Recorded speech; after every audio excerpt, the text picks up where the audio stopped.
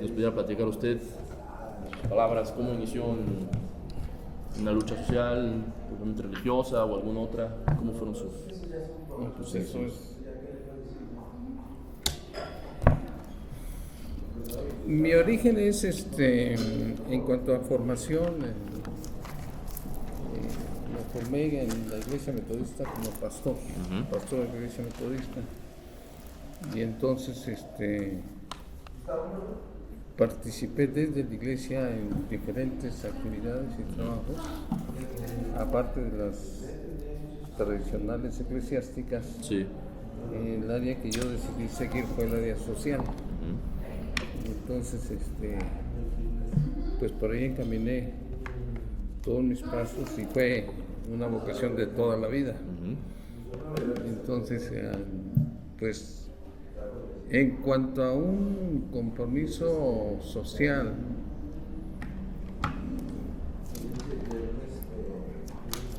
podemos remontarnos hasta en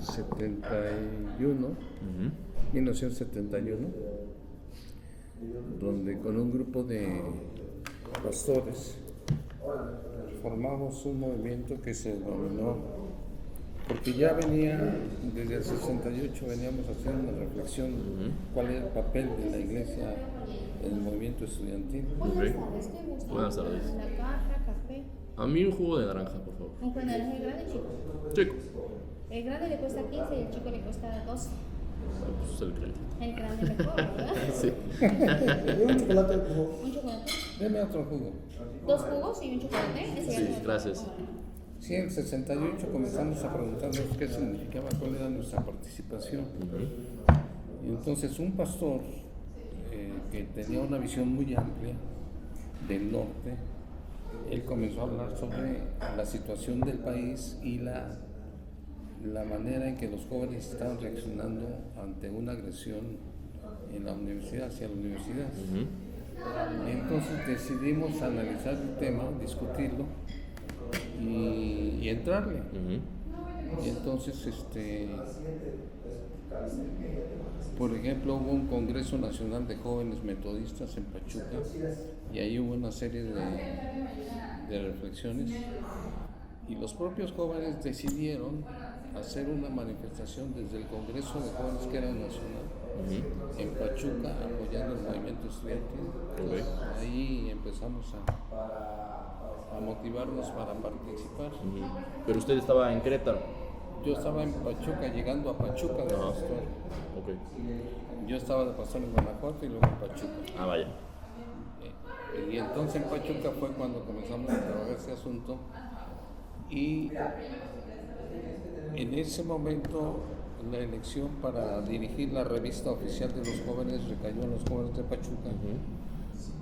Hicimos un equipo y comenzamos a trabajar la participación de fuera hacia adentro, cuál era la opinión. Y me tocó hacer entrevistas en esa época a Carlos Monsiváis, a Alejandro Jodorowsky y a Rius. Ah, vaya. A los tres convencí a Carlos y a Alejandro Jodorowsky que fueran a la iglesia en Pachuca y dieran una conferencia, una participación. Porque resultó que Carlos Monsiváis, él es de origen protestante. Y entonces bien aceptó y participó. Ríos nos dio la entrevista, pero dijo, no me pidan hablar en público, yo no sé, yo sé dibujar. Y desde ahí hicimos una buena relación. Entonces, más o menos desde esa época del 68 comenzamos a visualizar una opción desde la iglesia para apoyar a los grupos populares. Y formamos con un grupo de pastores el movimiento Iglesia y Sociedad en América Latina, ISAL, más o menos en el año 70, 71.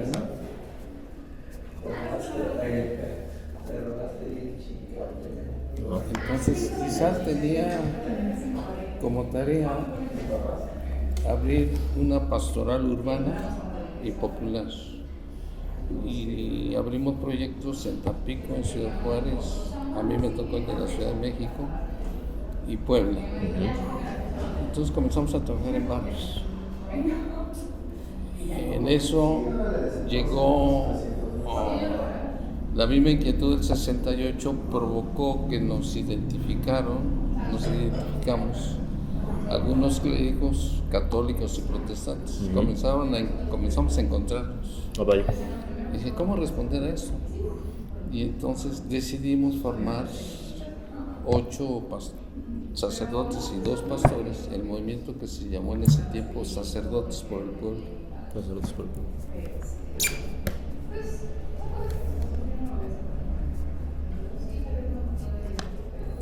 Teníamos nuestras reuniones en la iglesia de San Fernando, o sea que está frente a la Alameda Central.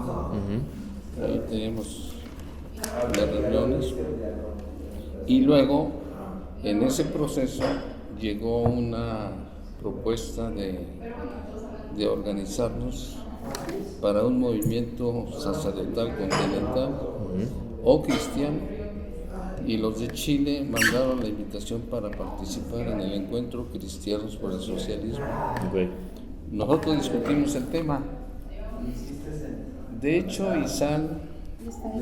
Punto naranja. Gracias. Ahora tiene ese verbo. Ahorita no te voy a decir. que era un movimiento continental, ya venía discutiendo a partir del contexto que se da en ese tiempo de Che Guevara, Sí. de la Revolución Cubana y los procesos que están dando en Sudamérica, las dictaduras. Entonces decidimos analizar la opción socialista, pero nada más le entramos con temores.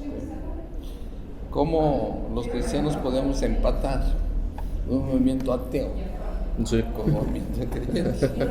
Pues eso ¿Les prendo la luz o no está es bien nada así? común. Muy bien, gracias. ¿Sí se los prendo? No, ¿está bien? ¿O les abro la ventana? No, eso sí. ¿Sí? ¿Así? Sí, gracias.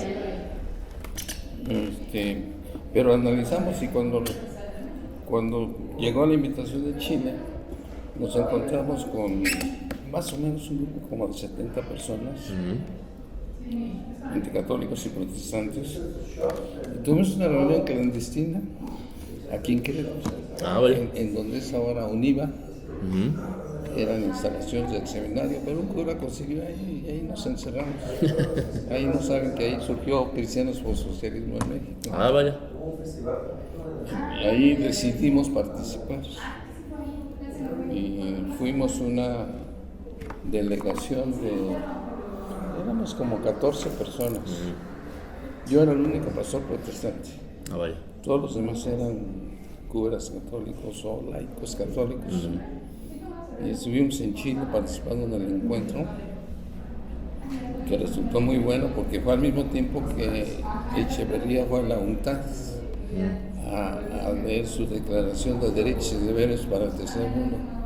Entonces él presentó el lado rosa de México y nosotros presentamos el lado negro de México. Y se enojaron mucho, que qué hacíamos un grupo de cristianos metidos en política. Sí. Fue cuando de regreso a don Sergio Méndez Arceo, que era parte de la delegación, lo bañaron de tinta roja en el aeropuerto. Ya, claro. Lo recibieron con tinta roja. Yo venía con él, pero nos dijeron desde antes, no se vengan juntos nadie, cada quien vaya tomando un vuelo separado. Sí. Yo me quedé en Perú, venía en el mismo avión con don Sergio, pero me quedé en Perú y me dijeron, hasta que te digamos te vienes. Y pasaron 5 días y ya me vine. Me sacaron del avión por un lado y me llevaron a otra parte. Entonces ahí se generó todo un movimiento en México en donde participamos.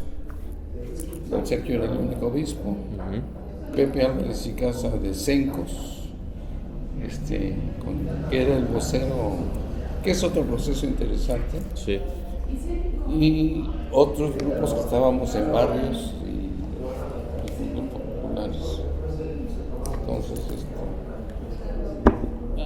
ahí se inició todo un proceso como de 5 años. Yo estuve participando en la creación de comunidades de base ecuménicas en Ciudad de Nezahualcóyotl, cuando era una selva de alambre. Nosotros veíamos, si esto truena, nos truena a todos. Pero fue un trabajo muy interesante porque se pusieron las bases de un movimiento popular que después desembocó en la formación del PRD, pero tiempo después. Sí, sí, sí. Pero Nezahualcóyotl era una propiedad de los judíos que nosotros descubrimos y publicamos quiénes eran los propietarios de todo Ciudad Nezahualcóyotl y cómo los protegía el gobierno. Ok. Era Jan González y Pichardo Pagasa, el secretario. Ajá. Entonces hubo presiones muy intensas ahí, pero nos organizamos con la gente y trabajamos con la gente. Hubo fricciones muy fuertes, pero bueno, más o menos salimos de Sí. De ahí, el movimiento cristiano por el socialismo estuvo trabajando en diferentes grupos. Al principio parecíamos muéganos porque no nos separábamos por protección. Y entonces, pero estábamos en diferentes puntos promoviendo la idea y enseñando a la gente que no había contradicción entre la fe cristiana y un análisis marxista. Y mucha gente lo entendió, lo captó muy bien. Otros no. Sí. Otros querían crucificarlos a como diera lugar. Entonces, y eso por un lado a mí me llevó a solicitar permiso en la iglesia para ejercer el pastorado y meterme más de lleno en las comunidades. La ventaja fue que el obispo de la iglesia en esa época, de la metodista, me dijo: yo no estoy de acuerdo contigo ni con tus ideas, pero como pastor te voy a defender, me están presionando mucho, pero te voy a defender. Y eso fue un motivo por el cual no avanzaron en contra de alguno de nosotros. Nos fuimos a vivir a Tlatelolco, el lugar donde había crisis, porque ya había sucedido lo del 68. Sí. Y al grupo que estábamos formando nosotros, llegó la policía y el ejército y se llevó casi todo el grupo, solo 2 de nosotros no nos encontraron. Ok. Y los torturaron muy fuerte, tanto que uno de los curas se tuvo que ir a España, otro se fue a Canadá y yo me quedé en México. Pero más protegido. Ok. Pero ya lo soltaron y finalmente decidimos dispersarnos para no provocar más. Sí. De ahí participé en varios encuentros continentales de los grupos sacerdotales, los sacerdotes del tercer mundo de Argentina, Golconda de Colombia, los Sin Tierra de Brasil y otros grupos de Bolivia, de Perú, y de Centroamérica. Entonces formamos una red que seguíamos escribiendo, promoviendo, publicando. Nuestra organización se cambió de nombre, se convirtió en Centro de Proyectos Ecuménicos, de Comunicación y Proyectos Ecuménicos. Entonces tuvimos publicaciones que se distribuyeron. El escritor más importante del grupo era Raúl Massino, un pastor también. Él escribió varios libros y nosotros escribíamos cuadernos y todo. Por cierto, como anécdota, en Kazán, Nezahualcóyotl, Echeverría prohibió que se vendiera el papel, sino solamente a instituciones. Entonces yo fui a la iglesia metodista y por ahí me encontré un sello de la iglesia metodista y me lo saqué y compraba todo el papel a nombre de la iglesia metodista. Y lo que hacíamos eran los cuadernos de Marta Heidegger. Los hacíamos cuadernos con el papel que compraba por la iglesia metodista. Y con ese trabajábamos en las colonias. Después, pasaron un montón de cosas en la iglesia, en proyectos populares. En las iglesias donde estaba participando siempre motivaba a la gente a tener una visión más hacia la sociedad, más Sí. de compromiso, de servicio al prójimo. Entonces estuve en iglesias de aquí del Bajío, en Cortázar, en Guanajuato, en León, y luego fui a Poza Rica. En Poza Rica me tocó organizar con un médico la colonia La Nueva Laredo, que era de las más bravas en Poza Rica, para mejorar las calles, pero organizar a la gente. Y se logró organizar la gente movilizándose para apoyarse unos a otros.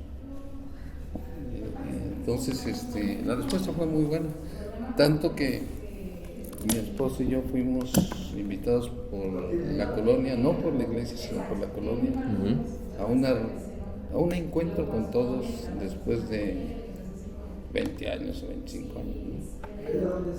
Allí en Poza Rica, porque la gente quedó bien clara la conciencia de participar, ¿no? Entonces, después estuve en la Ciudad de México, en una iglesia por La Merced.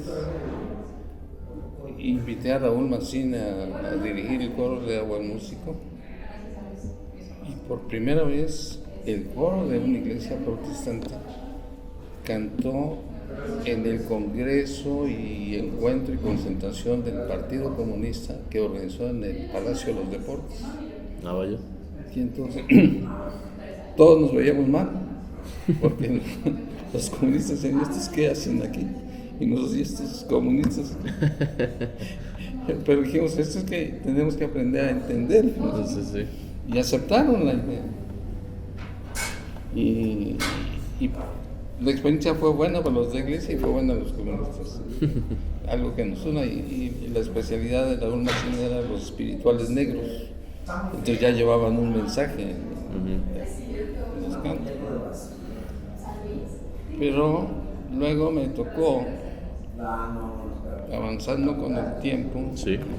aparte de otras cosas, el terremoto de la Ciudad de México, allí en el mero centro del desastre.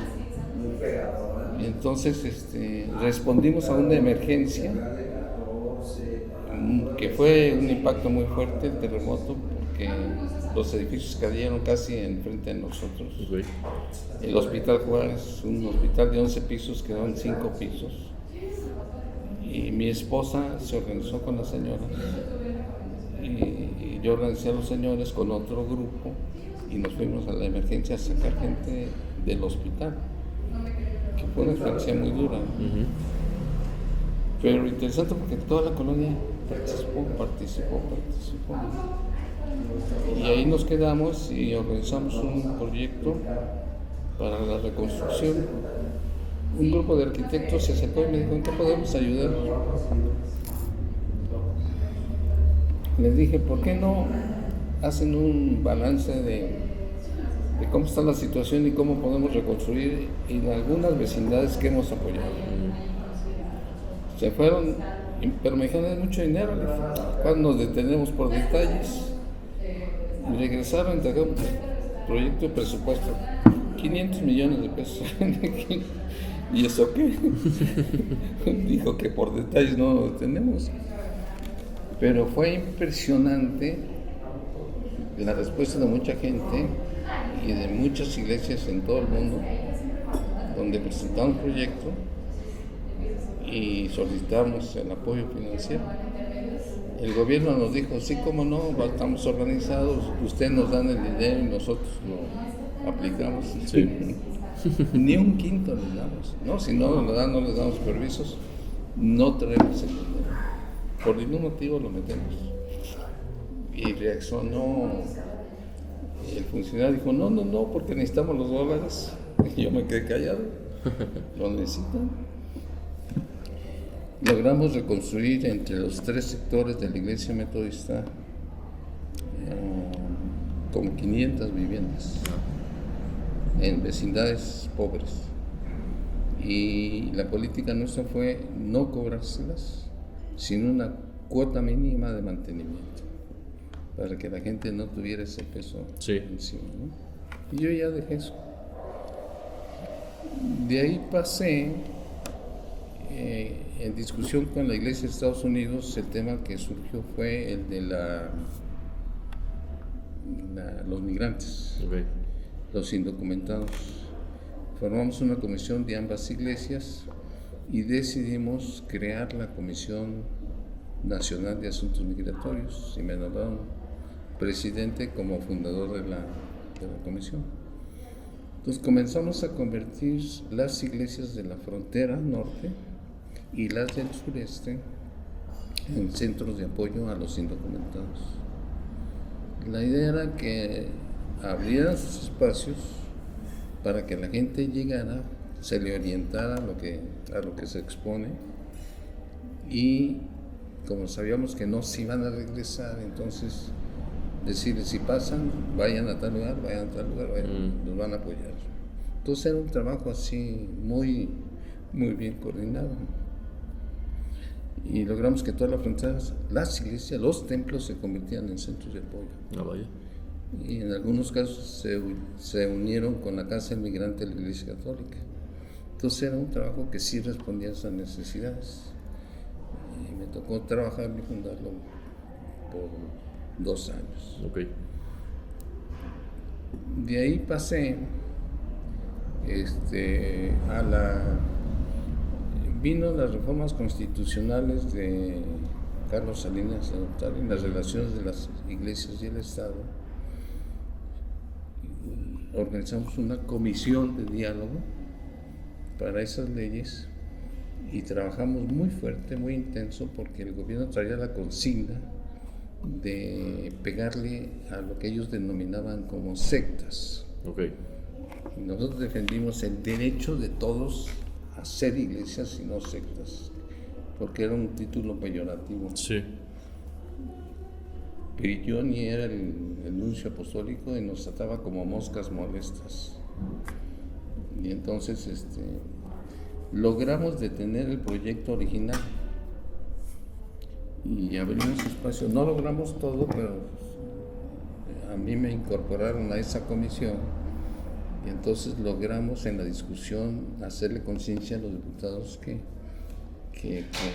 había que tener paridad en el trato en todas las iglesias. Uh-huh. Y nos insistían: no pueden formar ustedes un comité directivo, algo de eso. Ustedes se metieron al hoyo. Nosotros somos muy autónomos, todas las iglesias, y tienen que tratar con cada uno por separado y responder a cada uno. Aquí no somos la Iglesia Católica. Entonces, logramos avanzar. Y cuando estábamos en el registro de las iglesias ya con la ley aprobada, un grupo de personas católicas y protestantes me fueron a ver a la oficina de la Iglesia de México y me dijeron: venimos a traerte una propuesta indecorosa. Son las que me gustan, a ver, pásenla. El ingeniero Cárdenas en su campaña ha determinado con el partido abrir espacio para candidaturas externas y él insistió en que los grupos cristianos deben estar. Entonces, te vamos a proponer como diputado. No, dije: eso es muy indecoroso, demasiado para mí, no, eso no está en mi mente. Y entonces, primero dije que no, pero luego volvieron y discutimos. Yo hablé con los obispos y me dicen: pues si entras vas a perder. Digo: eso es natural, obvio, pero la experiencia debe ser importante para nosotros. Y decidimos que sí participara. Okay. Entonces me anotaron en la lista plurinominal. Era el número 17, dice: no, nunca voy a llegar. Pero bueno. Y yo seguía trabajando porque era pluri. De repente otro pastor me dice en la oficina: ¿estás candidateando por el PRD? ¿Sí? En la plurinominal. No, se ve la jornada. Y leí la jornada y donde decía Querétaro estaba mi nombre. Okay. Y yo dije: ¿qué pasó aquí? Fui a ver estaba en el consejo del PRD y fui a verlo. Dije: oigan, ¿qué pasó? Yo estoy en la pluri, pero si esto ya me cambia todo el panorama. Uh-huh. Porque entonces yo tengo que renunciar a mi trabajo Y si es uninominal, tengo que ir a Querétaro. Sí. Y como yo soy de aquí de Querétaro, entonces me dijo, mira, había unas broncas fenomenales. Y una de las broncas era Querétaro. No se pusieron de acuerdo. Y cuando apareció tu nombre nadie protestó. Pues es que no me conocen. ¿Cómo van a protestar? Yo soy de Querétaro, voy a Querétaro, pero no he tenido una actividad intensa en Querétaro. Bueno, lentas o no lentas, pues ya estoy, ¿ya qué? Y acepté y me vine a Querétaro a participar en campaña. Eso fue en la del 91. 94. 94 ya. Y entonces le digo a mi esposa, vamos al PRD para que conozcan a su candidato favorito y que fue electo por unanimidad. Y fui a la oficina del PRD. Dije al secretario, oiga, el señor Martín Mendoza era el presidente. ¿Me puede decir? Dice, no ha llegado. Cuando llegue yo le aviso. Y al rato me dijo, ¿qué no ha hablado con Martín? No, pues ya pasó frente a usted. No lo conozco, ni me conoce. Y ya le dijeron que ahí está. Y ahí nos conocimos. Dije, bueno, pues soy tu candidato favorito, ¿qué más puedo hacer? Y participé en la campaña, pero lo interesante fue que en la presentación puse mi historial y ahí aparecía que fui pastor de la iglesia metodista por 28 años. Y me decían, oye, pero eso no. Bueno, fui, ¿no? Yo entregué mis credenciales y todo, pero estoy aquí como ciudadano. Sí. Pero la gente reaccionaba muy bien. Díganos, ¿cómo un pastor puede estar en política y en la izquierda? Si ustedes no somos diferentes. Y entonces platicaba con la gente. Fue una campaña a pie, en camión, muy intensa y con buenos resultados. El PRD recibió un impulso muy fuerte en esa época. Entonces,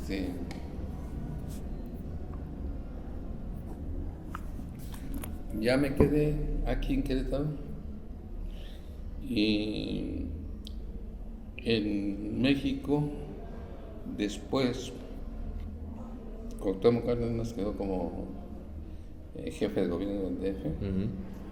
Nombró a Pablo Moctezuma Barragán como delegado de Azcapotzalco. Pablo me llamó por teléfono y me invitó, me dijo, ¿por qué no te vienes otra vez? No, a México otra vez. Vente. Y fui y quedé ubicado en la Secretaría de Servicios Sociales de la delegación por 3 años. Okay. Un trabajo fuerte ahí, interesante. Los trabajadores decían, sí, ya saben que ustedes son honrados. Aquí son los corruptos en gran escala, y lo vimos. Sí. Dice, pero aquellos salpicaban, ustedes no salpican nada. Y digo, bueno, pues así es esto. Así es esto. Ya terminaron Azcapotzalco, me regresé a Querétaro. Mi esposa y yo decidimos venirnos a estar en nuestra casa. Sí. Y el PRD me llamó a una reunión donde estaban discutiendo quién pudiera incorporarse a la Comisión de Derechos Humanos. Y me invitaron, me dijeron, queremos proponerte para la presidencia.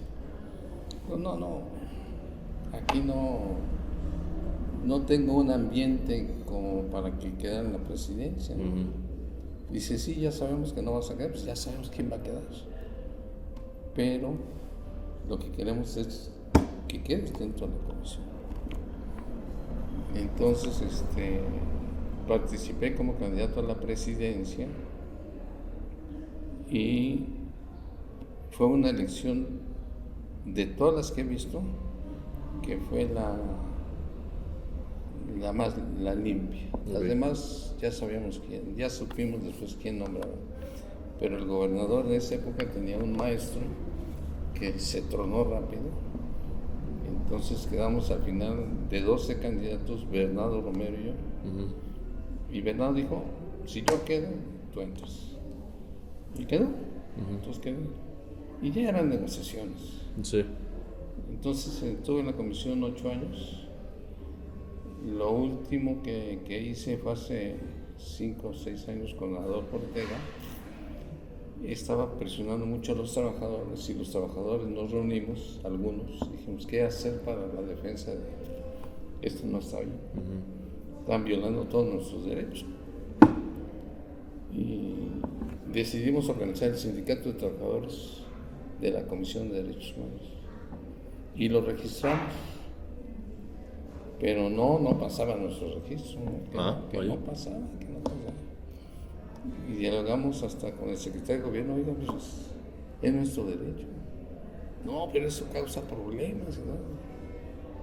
No quisieron para nada, ¿no? Finalmente vino la elección y dijeron qué hicieron y desarticuló todo el sindicato. Los corrió a todos nos corrió.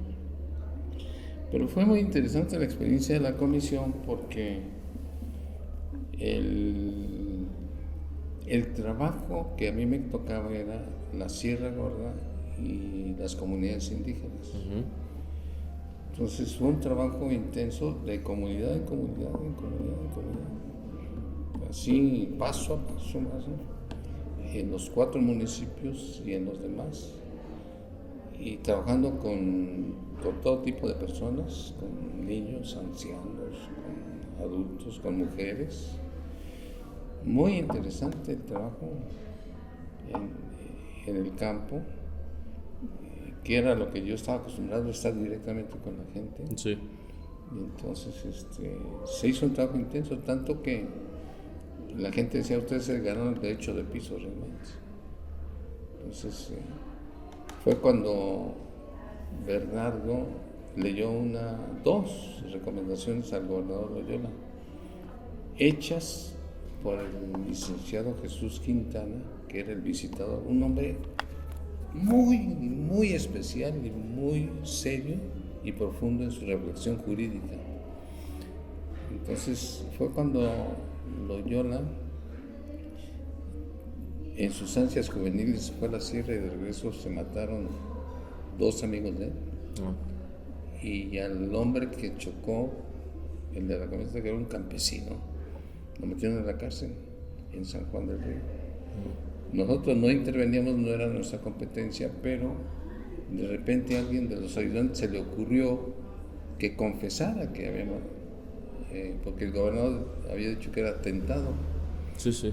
Y entonces lo golpearon, lo torturaron y fue cuando entramos. Entonces le hicimos una recomendación al gobernador que eso fue tortura, que lo torturaron. Se enojó mucho, pero se la planteamos. Eso fue obra del visitador general, pero todos éramos un equipo que estábamos en respaldo. Sí. Y luego al señor que se metió a la fuente de enfrente del Palacio de Gobierno, porque no había agua en su colonia, y pues bueno, ya no hay agua. Y se va. Lo sacaron los policías, se lo llevaron. Era una falta administrativa, había que llevarlo directo al Ministerio Público. Sí. Pero se lo subieron a una camioneta y lo llevaron al auditorio José Ortiz de Domingos porque había un evento, iba a haber un evento al otro día y le han dado una golpiza bárbara y lo fueron a tirar allá rumbo a San Miguel Allende, en un camino. Entonces él se pudo regresar en la noche a tientas. Afortunadamente su hija le tomó fotografías y luego fue a la comisión y se metió y el abogado hizo una investigación seria, severa. Y otra vez sobre Loyola. Y él se volvió famoso Loyola porque dijo, no, fue tortura, fue una madriza. Sí. Eso fue su fama de Loyola. Por supuesto a nosotros nos descontaban el presupuesto porque de él dependía que nos dieran dinero. Sí. Pero no nos detenían esas cosas. Y junto con eso, a mí me tocó trabajar con todas las organizaciones sociales de Querétaro. Y primero formamos un grupo de encuentro y después formamos lo que se denominó el Congreso Estatal Ciudadano de Derechos Humanos. Y con el Congreso Estatal, todas las organizaciones que participaron decidimos organizar foros sobre el tema y en defensa de los más desprotegidos. Y funcionó bien. De hecho, el Congreso sigue establecido y se reúne una vez al año. Vaya. Entonces trabaja bien en ese Congreso porque se reúnen las organizaciones sociales. Todas se reúnen, incluyendo las que siempre han sido despreciadas, como los de diversidad sexual. Sí. Todos funcionan bien. Y en lo último, un poco para despedirme, porque me despidieron de la Comisión de Derechos Humanos, presenté mi candidatura otra vez, porque la Ley de Derechos Humanos hecha en el último periodo decía que el candidato o presidente no debe ser mayor de 65 años. Y yo tenía 71 años. Yo dije, esa es violación de derechos humanos. Es violación. Y como era violación, junté todos mis papeles, los metí y dije, me inscribo para la candidatura. Ni siquiera me metieron en la lista. Ni siquiera. Entonces le pregunté a Irán Rubio por carta por qué no estaba. Y ya me explicaron que la ley decía que por edad. Y yo le dije, pues estoy respaldando que eso es violación de derechos humanos. La Constitución me respalda. No pasó. El abogado que les comento me dijo, oye, profesor, ¿hasta dónde quiere ir? Esto es violación de derechos humanos. ¿Somos congruentes o no somos congruentes? Y me dijo, pues sí. Entonces, hasta donde sea, déjeme ver qué hacemos. Y me plantea, tenemos dos opciones, meter un amparo que se va a terminar pronto, o metemos una denuncia a la legislatura. Y digo, ¿eso se puede? Sí, están violando. Vamos a denunciar a la legislatura, a las 57. Y metimos un documento en el Tribunal Superior de Justicia. Y todos decían, ¿y ahora qué? Eso no se estila, pues no, sí es 7. Y metimos el documento en el Tribunal Superior de Justicia y el tribunal pues lo recibió como otros tantos que dice, pues ahí déjenlo. Yo fui al tribunal y con el secretario de Coro le pregunté, acá vengo a ver si se trató mi asunto en el pleno. ¿No?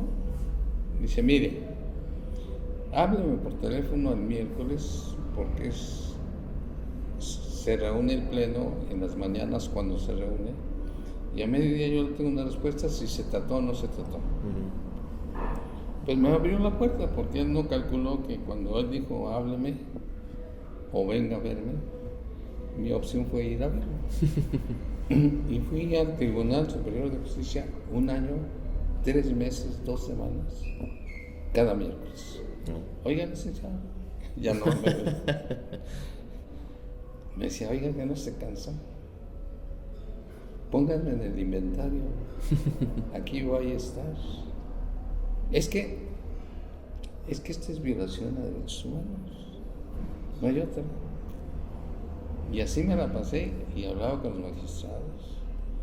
Un magistrado a los 4 meses respondió que no procedía porque no cubría requisitos. Y el abogado dijo, ¿cómo no? Ya les va el regreso. Primero lo trató una comisión. Él respondió que no. Respondimos nosotros, metimos otro recurso y necesariamente tuvo que subir a pleno. Entonces el pleno no lo trataba. Y lo trató un miércoles y no fui, ese día lo trató. Y lo echaron para atrás. Y dije, bueno, eso es lo que esperábamos, ahora nos vamos a la federal. Y nos metimos a federal, a meter un amparo. Bueno, esto lleva ya 4 años y medio y no se resuelve. No. Acabo de estar en el tribunal, en la Suprema Corte, allá está. Ya le rechazaron un amparo al presidente de la comisión porque él fue retrasando todo el proceso. es experto en retrasar las cosas. Entonces todo se ha ido retrasando. Cuando parecía que ya se iba a solucionar, metió otros recursos. Y entonces va caminando y yo voy caminando con él. Que si me canso o no me canso, no tengo por qué cansarme. Pues, ya me da. ¿Qué voy a perder? Nada, absolutamente. Mientras he estado participando en las organizaciones sociales de Querétaro, en lo que era Patria Nueva, trabajamos mucho en el apoyo con gente y capacitación y encuentros con grupos y trabajos. Y también en coordinación con la universidad en algunos eventos que se han dado. Ya. Con el rector actual hay una muy buena relación. Y él abrió todo el espacio. Trabajamos intensamente. Por ejemplo, nosotros invitamos, a mí me tocó recibir a Butler, el senador vino, estuvo en la universidad, el rector lo saludó, platicamos, lo fuimos a radio y en varios eventos estuvimos trabajando. Y así, actos que nos llevaban a apoyar a la gente en las manifestaciones de los 43, de los trabajadores, etc. Sí. Entonces, y ahora estamos en el grupo de la nueva constituyente, trabajando en las colonias para promover con la gente. Lo último que he tenido el privilegio, me invitaron a ser parte del jurado del Premio Nacional de Derechos Humanos Méndez Arceo en Cuernavaca. Estuve en el jurado hace como un mes y medio, definimos a quién darle el premio.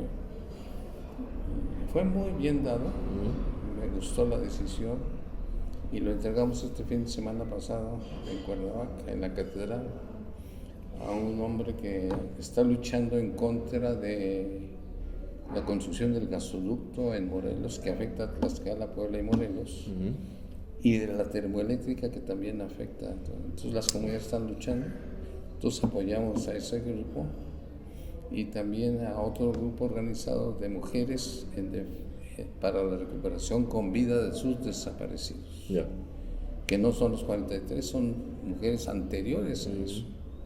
Entonces a ellos les entregamos el premio el fin de semana pasado.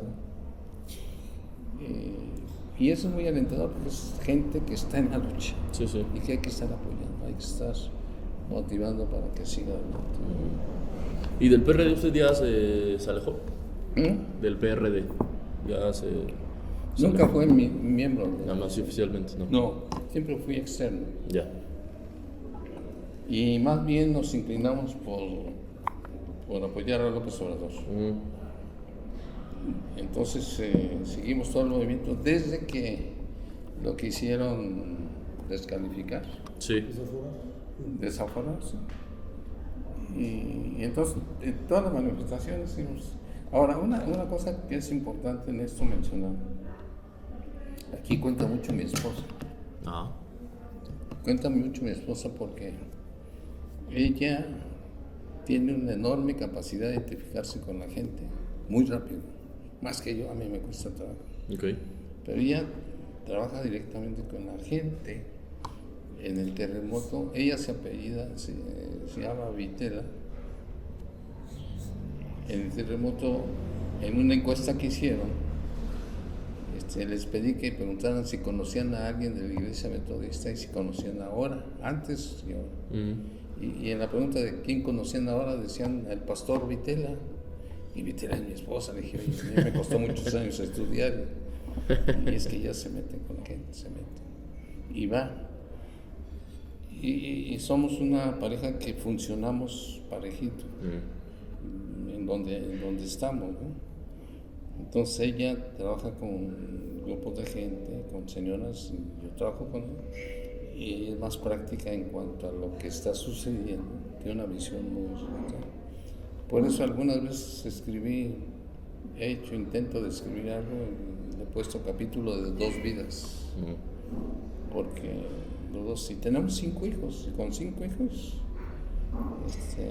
lográbamos ir trabajando en ese sentido. Vaya. Entonces, por eso yo menciono, porque ella es parte fundamental en eso. No es fácil una familia así numerosa y estar metido donde te están persiguiendo, Sí, además. te están presionando mucho. Entonces, en Tlatelolco ya sufrió mucho porque fue muy presionado por el ambiente que había en todo. Ya.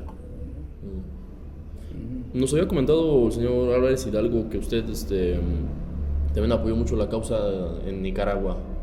En El Salvador. En El Salvador. Ahí cómo se dio esta relación.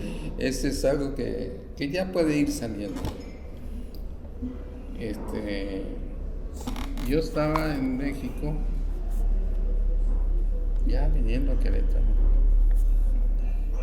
y un amigo pastor salvadoreño empezamos a platicar, como yo apoyaba la lucha salvadoreña desde México.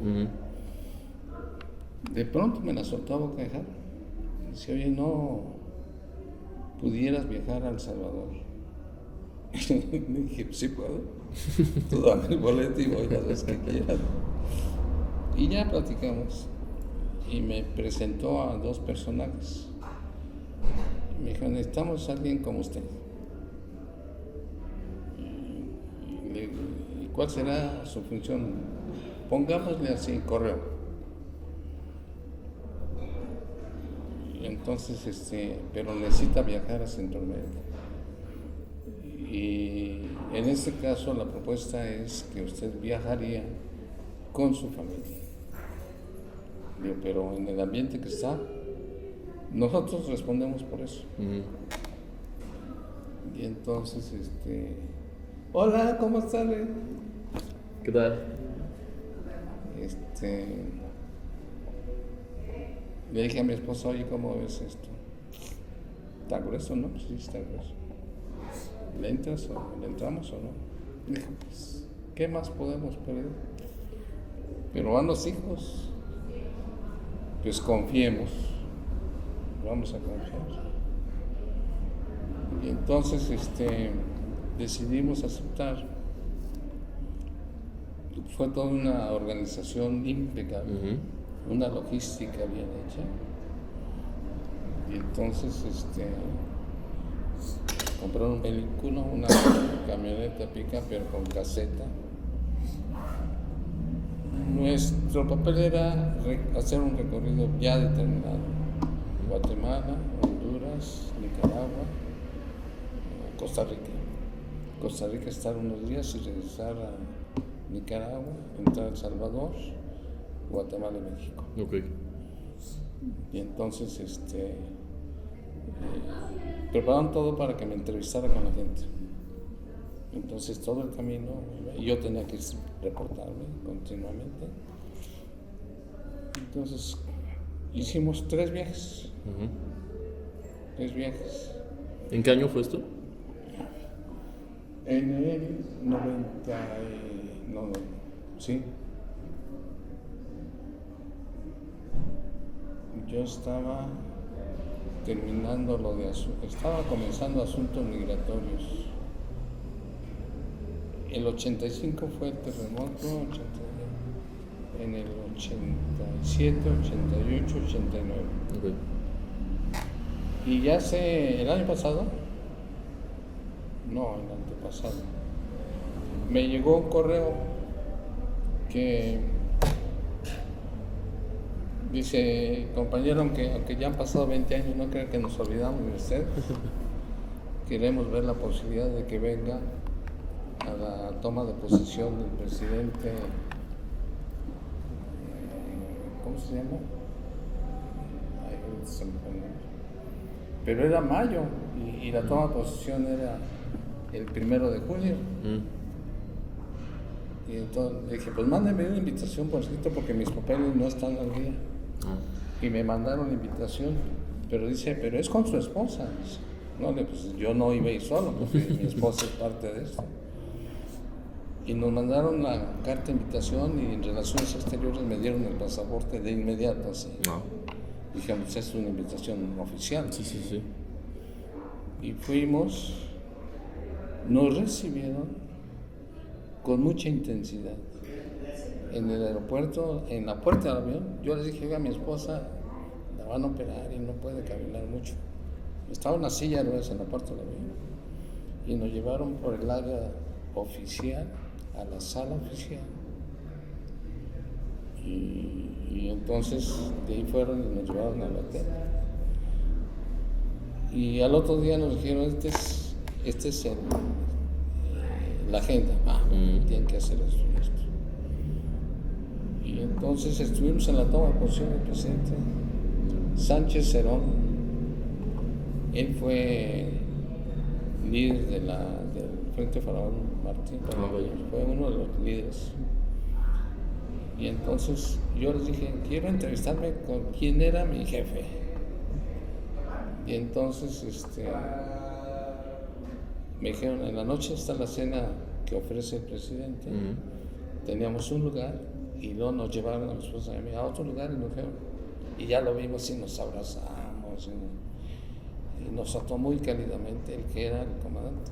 Él fue el que de los comandantes cuando entraron a El Salvador a tomar la ciudad, el que le tocó por el Holiday Inn, por esa zona. Vaya. Él fue el que dio conferencia de prensa cuando entraron.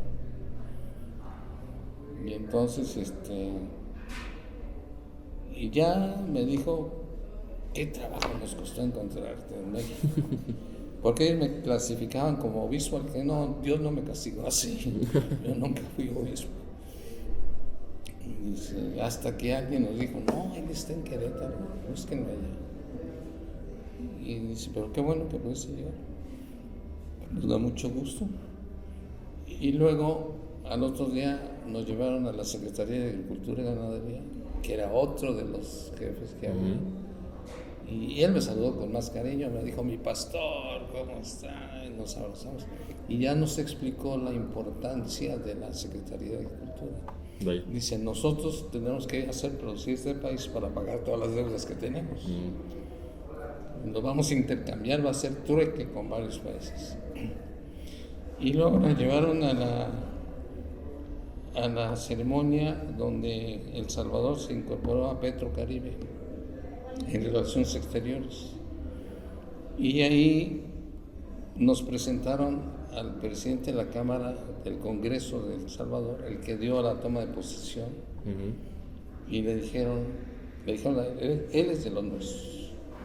Y se quedó con nosotros a platicar. Y platicamos sobre el proceso histórico, cómo se fue dando hasta que ganaron la elección. Y luego le dijeron, te vamos a presentar las demás gentes con quien trabajaste, y me presentaron él te recibía, aquel recibía lo que tú llevabas, este se lo distribuía. Y bueno, mucho gusto después de 20 años. Sí. Pero fue muy interesante, muy emotivo, nos trataron muy bien. Y le decía a mi esposa, fíjate que con el tiempo uno se da cuenta que lo que hace uno de repente vale la pena. Sí ayudó de alguna manera. Sí. Que era lo más satisfactorio. Y me decía el mero comandante, que era de los hombres fuertes, es de los hombres fuertes del gobierno, ¿cómo te sientes? Le digo, oye, esto lo siento como mío. Pues es tuyo. Porque la toma de posesión del presidente Sánchez Cerón era una combinación de lo protocolario con lo popular. Ya. Y la gente gritando el pueblo unido jamás, ahí sí tenía sentido. Sí. Ahora se siente como que sí se puede vivir, ¿no? Sí. Eso, ¿no? Y entonces pues estuvimos ahí. Les digo que ahí vi a la distancia a Evo Morales, a Correa, al príncipe Felipe, que entonces era príncipe. Les decía en broma, pues me quería salvar, pero le digo, yo solo hablo con reyes, no con príncipes. Pero entre lo protocolario y lo popular es muy, muy emotivo, que un pueblo se está organizando, ¿no? Pues esa fue. Sí.